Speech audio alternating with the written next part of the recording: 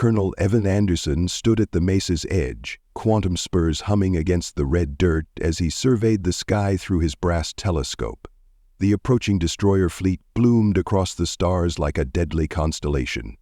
"How long?" Lieutenant Michael Keith asked, hand resting on his sidearm. "Dawn," Anderson replied, collapsing the telescope.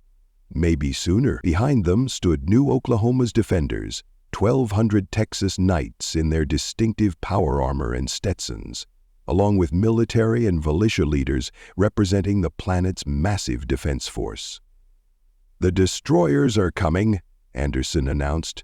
3 million ships, approximately 2 billion ground troops. Central Command has been notified, but the quantum disruption field means no reinforcements for at least 72 hours. General Peyton Thompson of the Colonial Army stepped forward. "We've got 5 million troops ready to deploy, and the militia call-up is already underway." "And the emergency bunkers?" asked Mayor Robert Miller. "Only hold a fraction of our population," Keith replied. "But the destroyers don't leave survivors. Everyone they capture gets processed for biomatter conversion." A heavy silence fell as they confronted the reality: 3 million ships against one colony world, 2 billion destroyers against a population of 140 million Texans.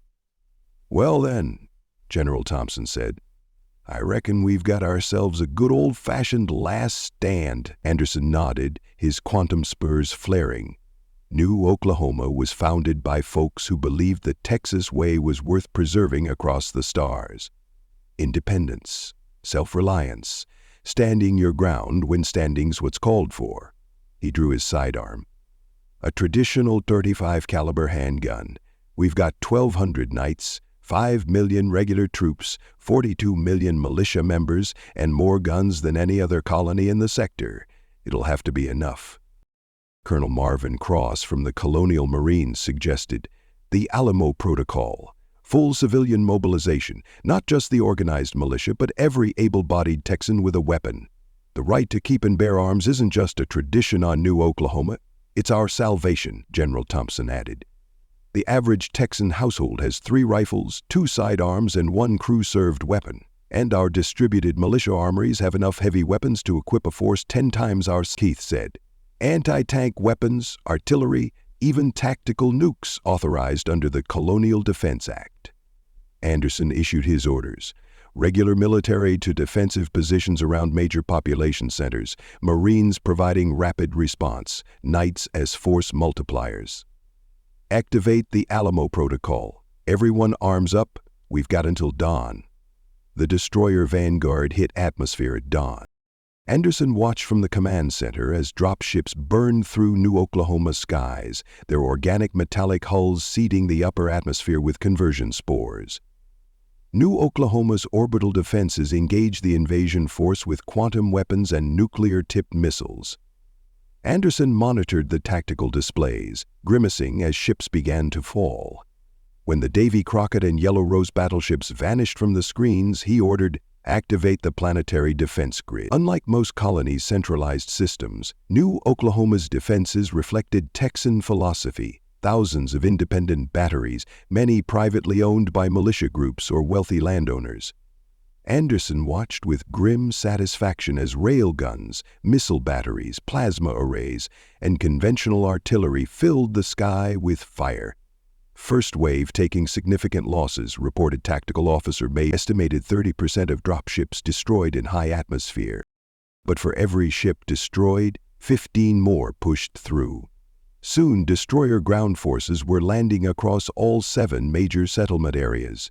Anderson zoomed the tactical display, watching as Knights deployed to their assigned sectors, their quantum abilities disrupting destroyer coordination, while militia and military units provided overwhelming firepower. Through helmet feeds from Knights in the field, Anderson could see the militia in action. Ordinary citizens using personal weapons to devastating effect, their lifetime of training evident in their discipline and accuracy. Heavy weapons fire from militia positions took down dropships, while Colonial Marines executed lightning strikes against destroyer command nodes. "All militia units engaged?" Anderson asked. "Affirmative," Keith confirmed. 42 million militia members at assigned posts, 5 million regular troops deployed as strategic reserves. Anderson touched his Stetson's brim. Keep our knights moving.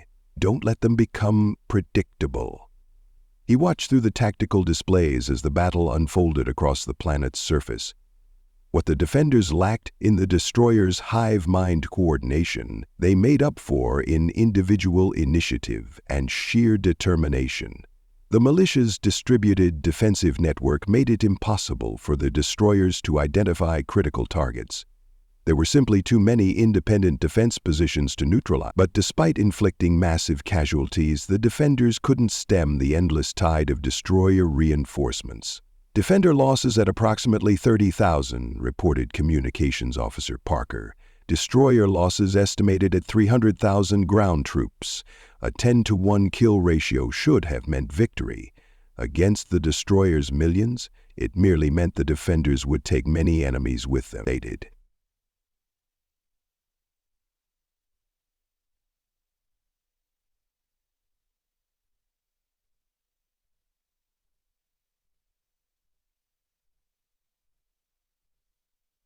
Commercial Open Man, more panic-induced, is an intercession study the battlefield.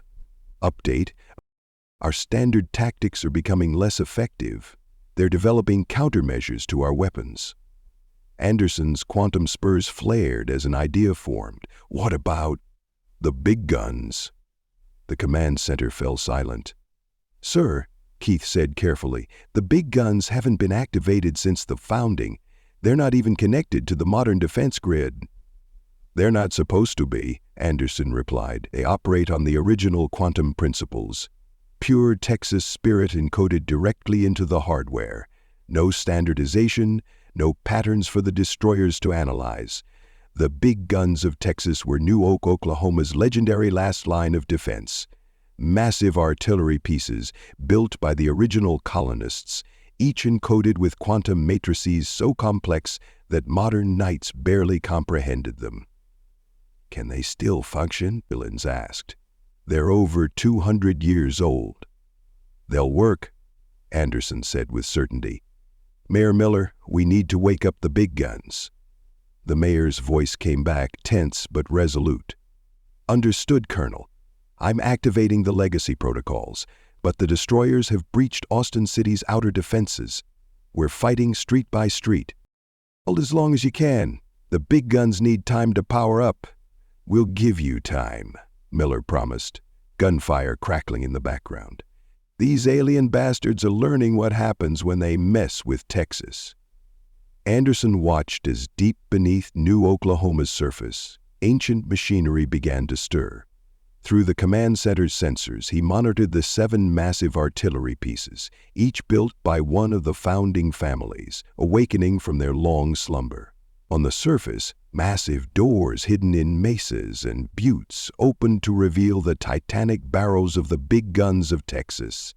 As the mayor initiated the firing sequence, quantum energy built to impossible levels. Anderson held his breath as the big guns fired simultaneously, their beams carrying not just destructive force, but the encoded spirit of generations of Texans who refused. The destroyer fleet, which had adapted to every conventional weapon, had no defense against these ancient, unpredictable quantum weapons. Anderson watched with satisfaction as ships by the thousands began to fall from orbit, their systems unraveling under the quantum assault that defied their analytical capability. 3 days later, Anderson stood on the same mesa where he'd first observed the invasion.